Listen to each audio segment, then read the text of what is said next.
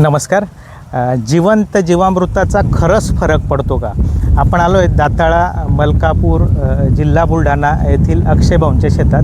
अक्षय भाऊंनी कडून जिवंत जीवामृत काही भागात दिलं गेलं नाही. नेमकं काय झालं ते अक्षय भाऊंना विचारू. काय झालं होतं सर? ज्या दिवशी आम्ही जिवंत जीवामृत जसं ज्या प्लॉटला सोडलं त्या दिवशी आमचा एक झोन बंद राहून गेला. म्हणजे काय झालं की लेबर प्रॉब्लेम असल्यामुळे एक भुलचूकमध्ये तो बंद राहून गेला आणि नंतर पूर्ण शेत प्लॉटला सोडून झालं. आम्ही समजलं की पूर्ण प्लॉटला आपलं जीवामृत सोडून झालं. त्याच्यानंतर आम्ही 4 दिवसानंतर बघितलं, समजा तर याच्यातला फरक आणि याच्यातला फरक हा समोरासमोर आम्हाला दिसायला जाणून आला. तिसऱ्या दिवशी तर आमचं म्हणजे लगेच लक्षात आलं. जेव्हा आपण पाणी सोडायला गेलो तेव्हा समजा म्हणजे लक्षात येऊन गेलं की बाबा याला बाकी राहून गेलं सोडायचं. तर ते न सोडल्यामुळे हे झाड आणि हे झाड याच्यामध्ये डेव्हलपिंगमध्ये बी फरक एकदम येऊन गेला. म्हणजे हे झाड जीवामृत सोडायच्या आधी या झाडा एवढंच झाड होतं. हे झाड आणि हे झाड सोबतच होतं. म्हणजे याच्या कोणताच फरक नव्हता. हे एकाच लेवलचे झाड होते, एकाच सोबतचे लागवण, एकाच दिवसचं सगळं.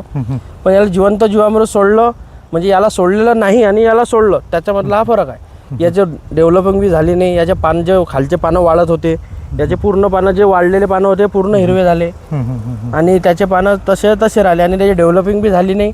झाड सुकलेलं राहिलं, त्याची ग्रोथ पण होऊन नाही राहिली. झाड डेरेदार बनून नाही राहिला. तर हे झाड डेरेदार बनलं, हे झाड बनलं नाही. जिवंत जीवामृत म्हणजे सोडलं न सोडल्याचा हा फरक पडला. म्हणजे खूप मोठा फरक आहे. आता याचा स्टीम आणि त्याच्या स्टीममध्ये फरक पडला. हे स्टीम पण कमी राहिलं, हे स्टीम वाळून गेलं, झाड बी वाळून गेलं, ते झाड बी तिथल्या तिथंच राहून गेलं.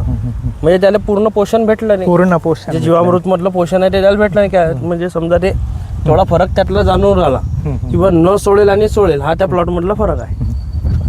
थोडक्यात जिवंत जीवामृत सोडलेलं आणि जिवंत जीवामृत न सोडलेला फरक तुम्ही बघू शकतात. स्टेम पण पाहिजे तसा डेव्हलप झाला नाही, झाड पण मोकळं झालं नाही, झाडाचे खालचे पानं पण पिवळे, झाडाची काळोखी टिकून राहिली नाही, इकडे काळोखी टिकून राहिली.